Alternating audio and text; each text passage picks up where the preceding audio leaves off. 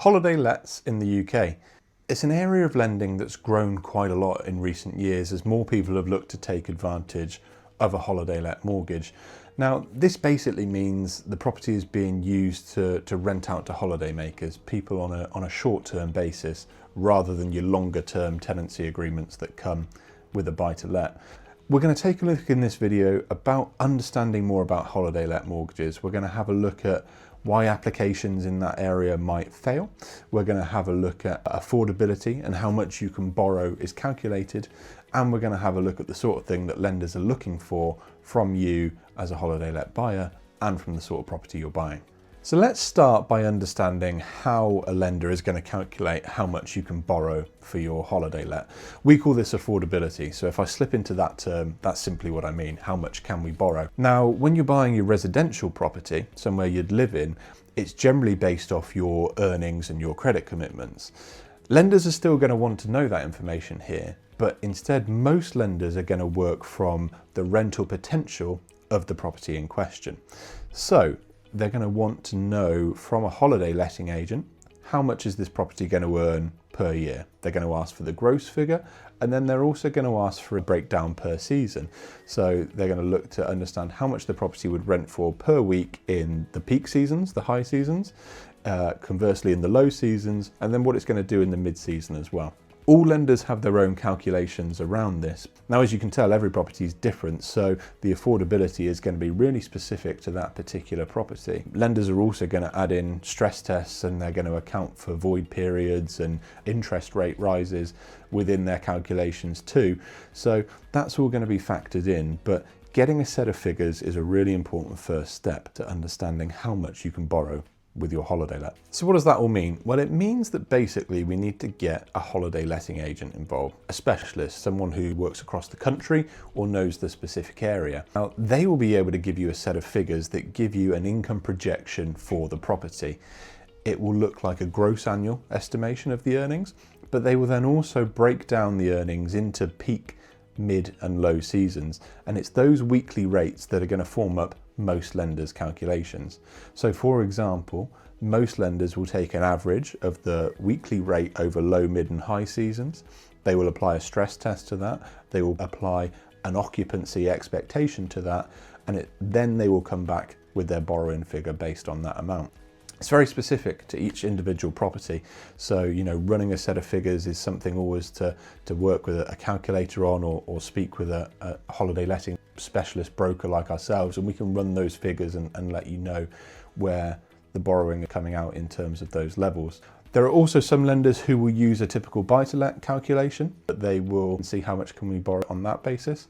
And there's even one or two that will use that residential calculation for you, although it's still a holiday let as well. So there's many different ways that affordability is going to be calculated, but getting in touch and getting your set of figures early is going to give you a real clear stance as to whether the mortgage is going to fit for that type of borrowing you're looking for.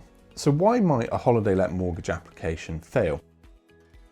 There's a few reasons, but the first one is generally an overestimation of the income that the property is going to earn. We all get a flavour for how much something's worth by looking on Airbnb and that sort of thing, but getting a real detailed set of figures from a holiday letting specialist is going to be really important. Now, as part of the application, the lender's valuer is going to sense check those figures and make sure that they believe that they're accurate and that they can be delivered upon. Bear in mind that it's very rare to get a holiday let that's rented 365 nights a year, 52 weeks, there's going to be void periods. So making sure you're accounting for those is going to be really important when you're looking at the income potential of your property. The second reason then might be an unsuitable property. Although these are specialist properties, lenders who are lending on them, let's always assume they think the worst of you. So if they do think the worst of you, they're going to assume you're not going to pay the mortgage and that they're going to have to repossess it from you.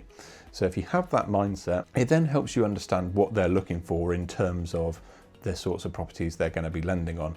They're going to be lending on things that they think they can sell on again quickly to recoup their loan once you've been very naughty and haven't paid them. Now, of course, we know that's not going to be the case, but we've got to put ourselves in the lender's shoes to look at why mightn't they lend.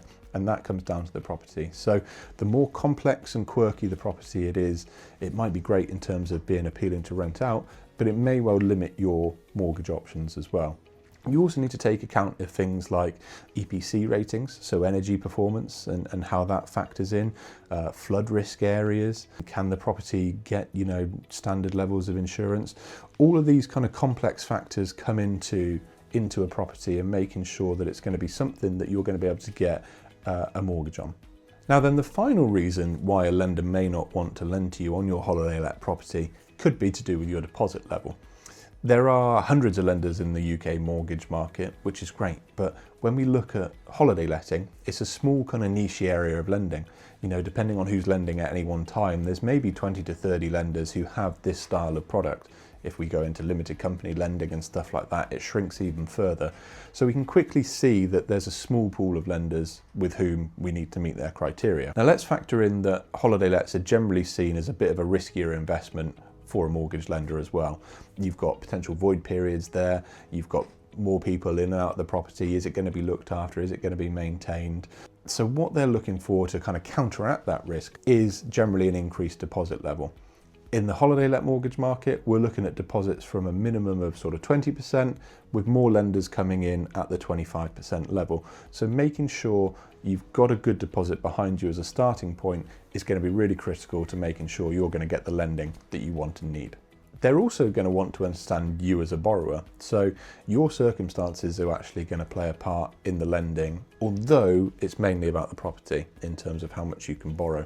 So things like being a homeowner, things like having earned income over certain levels, good clean credit histories, all of these factors are going to come into play for lenders. Now there are exceptions to most of the rules. There are lenders out there who don't require you to be a homeowner, who don't have a minimum income requirement. But the more of these boxes we can tick and the more we can put you in a really attractive category to a lender, the better the rate you're going to end up with and the more choice you're going to have in terms of your holiday let mortgage product. So I hope that's been a useful introduction to holiday let mortgages in the UK. If you've got any questions at all, my team here specialise in this type of lending. So get in touch with us and one of our experts will be happy to have a chat with you and steer you on the right path.